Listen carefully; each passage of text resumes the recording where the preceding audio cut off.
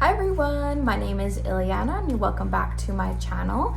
Today I'm going to be talking about All Good People Here. It is a book written by Ashley Flowers, and I know if you're thinking, oh my goodness, that is so old. It did come out in 2022, but I figured that if I hadn't read it yet, then there's going to be someone else who hasn't read it out there either. And it's one of those books that when you read it, you immediately go on your phone, you Google Reddit, other forums, and you're like, okay, I need someone to talk to about this because it is not okay. So this book is such a whirlwind of twist and turn. If you love crime, if you love small time vibes, if you love whodunit, you're gonna like this book. The whole process, it keeps you on your toes. You're flipping back and forth thinking like, did I actually just read that? It is so well written that by the end, I felt so emotionally connected to the characters, which is crazy to say because I know it's just a book, but it was so well written that you're left thinking like, what's gonna happen to so-and-so? Oh my goodness, this is so sad. You're left with just such an abundant amount of emotions. And I definitely can't recommend this book more than enough. To be honest, I don't love the ending, but before I get into that, I'll give you a little brief overview about what it's about. So the whole story is about this woman named Margaret, who is a reporter that was raised in a small town that if you did something, if you said something, your neighbors were going to hear about it in minutes. So super small town, and for someone that has been in a small town before, it sucks. It sucks because everyone knows your business. So this is just another one of those stories where the character wants to break out, and she does. She becomes a reporter, but then lo and behold, her uncle gets sick with Alzheimer's. So she moves back home with him because her father figure wasn't very great, her mother wasn't the best, and her uncle was sort of that fill-in father figure. So she was gonna try her best to take care of him, and navigating that situation in itself was emotionally straining because for someone that has had family with that illness, it tugs on your heart even reading about it in a fictional book. But that's not what the book is about. The book is about a cold case where when Margaret was 5 to 6, her neighbor across the street was murdered. This is where it becomes the whodunit, right? They never solved the case. There's a lot of implications. The town had so much sympathy for the family at first and then turned on them like this.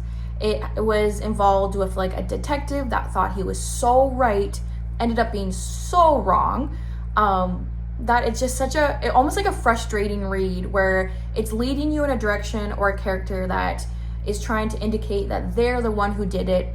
Nope, that's not correct. Okay, so then you keep reading, okay, maybe it's this person. No, it's not right. And another aspect of the book that I really, really liked was that it went back and forth between a couple perspectives and timelines. So it went back to the day that little girl passed, which was about 1996, and then it would fast forward to 2009, where Margaret was the perspective. She was the reporter, and she was trying to figure out who killed January. The reason why this cold case was brought up again was because another little girl around the same age passed away in a similar setting in a nearby town. So she's trying to think okay, there has to be similarities here. What if it's the same person?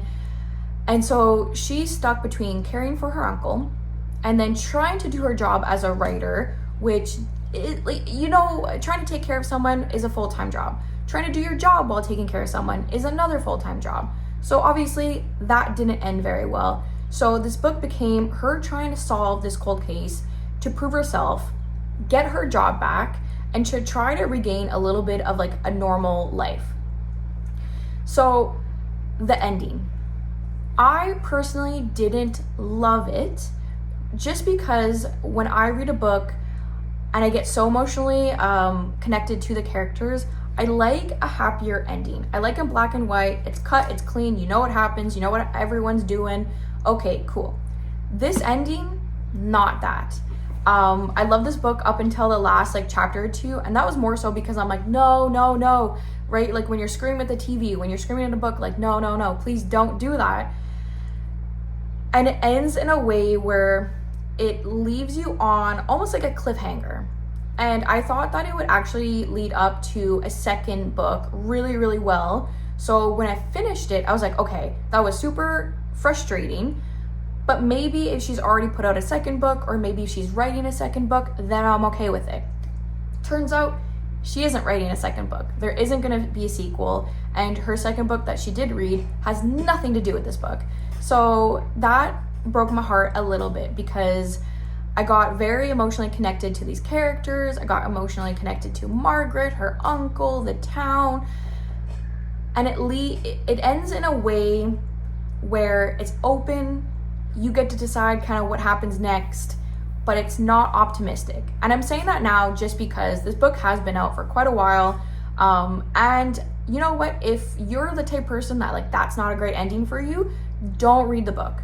If you're not as crazy as someone like me, who you're okay with an unfortunate ending, read the book. It's so incredibly well written. It's such a great storyline. Like, there was a couple times near the end where Will was on the couch and I'm sitting there going like, oh my God. And he's just laughing at me because he's not much of a reader, and I've just become a reader in the last little bit.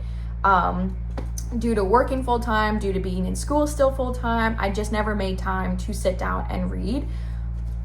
I so recommend this. If you have that time, if you have the motivation to sit down and read, do it. It's such a good book. If I didn't say, it probably took me 3 sittings to read the whole book. Yesterday, I was on page 70 something maybe, and then I finished it in 1 sitting. I know, it was almost like 9 p.m. and I'm like, my whole night's gone. But there's about 310-ish pages. If you read this book, let me know your thoughts. If you've already read the book, let me know your thoughts, because oh my goodness, that ending really like dagger to your heart. And another aspect, if you have read this and you know of similar books, let me know.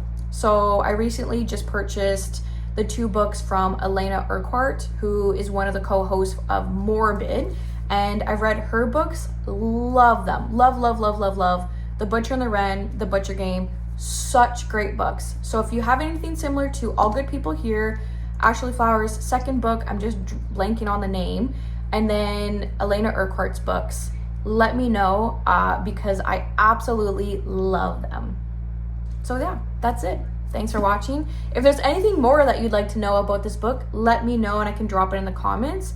But on a scale of 10, I would have rated this probably a 9, but that ending, it really got me. So I would rate it maybe like a 7.58. That's just me though. I like my happy endings.